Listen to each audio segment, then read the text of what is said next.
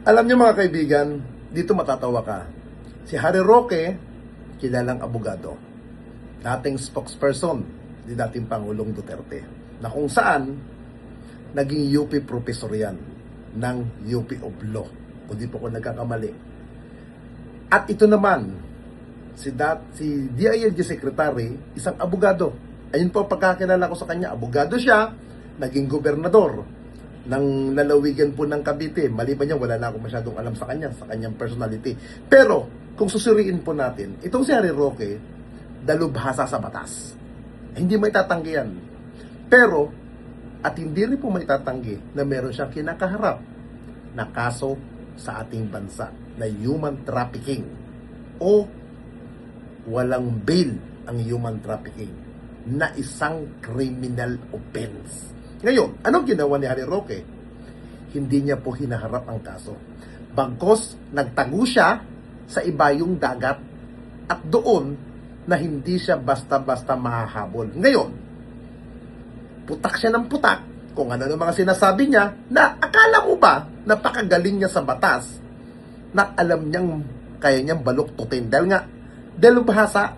Ngayon, kung ano ng mga patutsyada niya labang kay DILG Secretary John Vic Remulla. Para sa akin mga kababayan, mas kakampihan ko si John Vic. Bakit? Dahil siya po ay may pwesto sa gobyerno na ang pwesto niya pangalagaan ang ating bansa, pangalagaan ang ating mamamayan, at higit sa lahat palagutin ang mga dapat nagkasala, at kabilang po dyan si Harry Roque na may warrant of arrest. Ngayon, ang daming dakdak ni Harry Roque. Kung talagang inosente ka, malinis ka, bakit hindi ka bumalik sa Pilipinas? At ipaliwanag mo sa korte, hindi sa vlogger, hindi kung saan-saan media ka nagpapa-interview na parang ang dating napakatalino mo pero baklang inutil ka na malibog at higit sa lahat, bobo.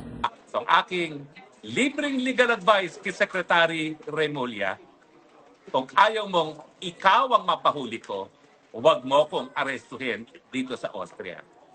Ganun pa man, inaantay kita rito sa Austria, magkita tayo.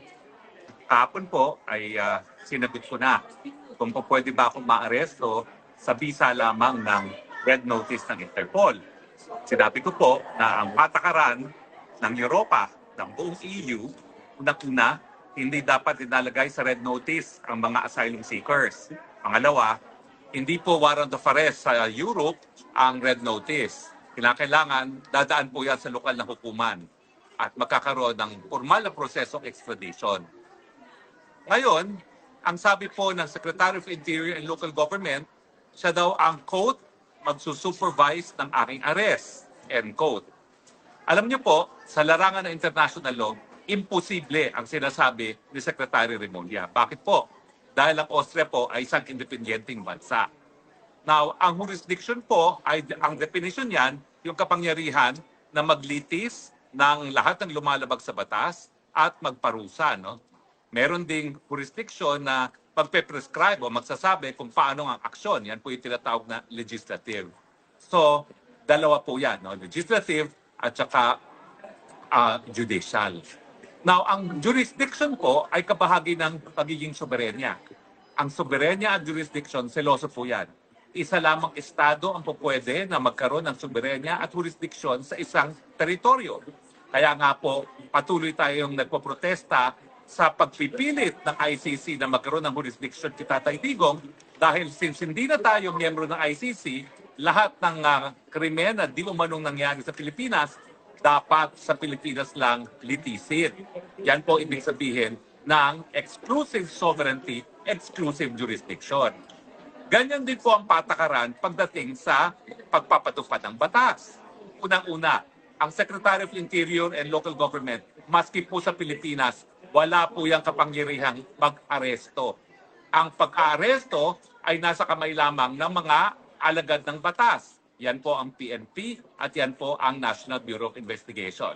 Pati po ang Armed Forces of the Philippines, wala po yung karapatan mag-aresto kung hindi ang aarestuhin ay mga military personnel. Yan po ay gawain ng military police. So kung sa Pilipinas, walang kapangyarihan ang isang Secretary of Interior and Local Government na mag-aresto, paano pa kaya sa ibang bansa? At siyempre, kapag nagpadala sila ng pulis Pilipino rito para arestuhin ako, yan naman po ay lalabag sa soberenya at jurisdiction ng Austria. Dahil yan nga po ay exclusive. Hindi po pwede ang mga dayuhang pulis gumagampa ng kanilang katungkulan sa labas ng Pilipinas. So, malinaw po, kapag si John Vic Remulla mismo ang mag-supervise ng pag-aaresto ko, illegal dahil wala naman siya kapangyarihan na mag-aresto mismo sa Pilipinas at lalong-lalo na dito sa Austria. Pangalawa, kung mga pulis Pilipino ang aaresto sa akin, illegal. Yan po ay paglabag sa soberenya at jurisdiksyon ng Austria. Pangatlo, kapag sapilitan nila akong inaresto at isinakay sa eroplano, yan po ay kidnapping. Sa tingin ko, nung kinidnap nila si Tatay Digong dyan sa Villamor, nagawa nila yan kasi silang nakaposisyon. Hindi po nila magagawa dito yan sa Austria dahil hindi naman nila kontrolado ang airport. Hihingin ang aking passport, ang aking travel documents bago ko masapilitang maisakay ng eroplano. At sa tingin ko, hindi naman nila itatangkayan dito sa Austria dahil napakakapal naman nila kung sa tingin nila na yung ginawa nila kay Tatay Digong sa Villamor, kaya nilang gawin dito sa Europe. So sa tingin ko, imposible. Pero pag sila po ay nagtangka, asahan niyo po, alam ko ang aking karapatan. Kidnapping po yan. At kapag sila ay nagtangka na arestuhin ako sa pamamagitan ng mandamiento de aresto na inisyu ng isang korte ng Pilipinas, gamitin mga Pilipinong pulis o si John Vic Remulla mismo, yan po ay labag sa batas Austria, yan po ay kidnapping. So ang aking libreng legal advice kay Secretary Remulla, kung ayaw mong ikaw ang mapahuli ko, huwag mo kong arestuhin dito sa Austria. Ganun pa man, inaantay kita rito sa Austria, magkita tayo. Maraming salamat po sa inyong patuloy na pagtangkilik.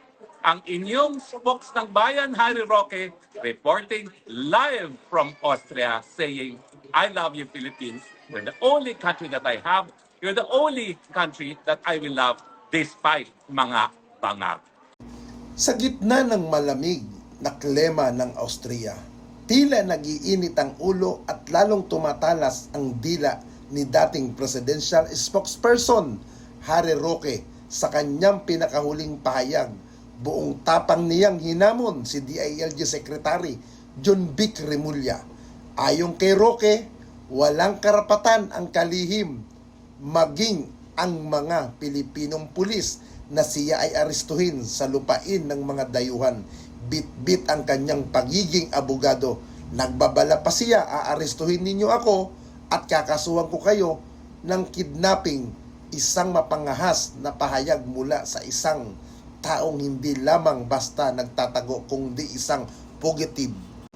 Tama si Roque sa isang espeto, hindi maaaring basta-basta pumasok ang mga pulis ng Pilipinas sa Austria para pusasan si Yarom.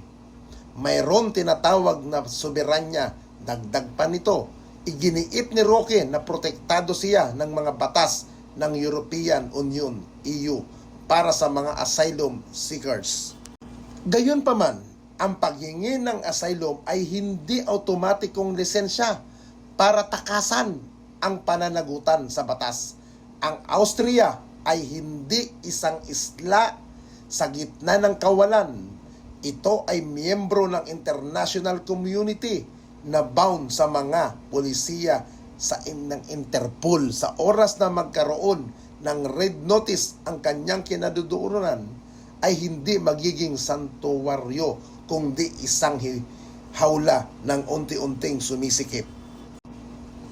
Hindi naman nalihim sa publiko ang malalim na koneksyon ni Roque sa mga Arroyo sa panunungkulan ni Loli Arroyo bilang ambassador sa Australia. Tila kampante ang butanding ng politika. Alam natin lahat na ang alyansang at proteksyon na tinatamasan niya ngayon ay may bahid ng kulay politika, ngunit hanggang kailan? Narito ang mga dapat tandaan sa estado ni Roque. Kansilado ang pasaporte. Wala na siyang legal na dokumento parang maglakbay, isa na siyang undocumented alien sa mata ng bansa. Hatol sa human trafficking, hindi ito simpleng o political lamang. Siya ay nahatulan na sa kasong ng human trafficking at mga isyong may kaugnayan sa pugo. Extradition process, bagamat mahabang legal process, ang paghuli sa isang kriminal na kagaya niya, hindi ito nangangahulugan, hindi siya maaaresto. Ang pagiging mapangahas ni Roque ay hindi sinyalis ng katapangan, kundi ng matinding takot sa consequences ng kanyang mga kahayupan noong ang kanyang mga banta ng kidnapping laban kay Sec Remulla ay desperadong pag-iingay ng isang taong alam na malapit na siyang masukol. Darating ang tamang panahon na ang pag-iwas sa pananagutan ay magwawakas din. Hindi man si Sec John Vic Remulla ang mismong makahuli sa iyo, siguradong masisingil ka ng sambayan ng Pilipino sa huli. Walang asylum o diplomatikong kapit ang makakapagligtas sa isang taong tinatalikuran ang katarungan. Mauhuli at madadalakip ka din. Itaga mo yan sa bato. Alam mo, Harry, kisik kumaknak ka. Kisik gumaknak at gumakdak ka dyan. Bakit hindi mo na lang harapin ang dapat mong harapin na problema mo dito sa bansa? Huwag mong pakialaman si dating Pangulong Duterte dahil kaya niyang kumuha ng taong tagapagtanggol. At huwag mong ipagsiksikan ang sarili mo dyan sa dahig. Hindi ka taga-riyan. Dito ka. Bumalik ka sa Pilipinas. Kung yung tapang mo kakukuda, yung tapang mong kangungak-ngak, kung dito mo dinadala sa korte yan at idinidepensa mo sarili mo, kung talagang inosente ka, hindi tapos na ang kaso mo, patunayan mo na inosente ka. Hindi yung sa puro ka ngak-ngak, puro ka pa-interview, pero lahat ng sinasabi mo sa labas ng korte ay walang kwenta.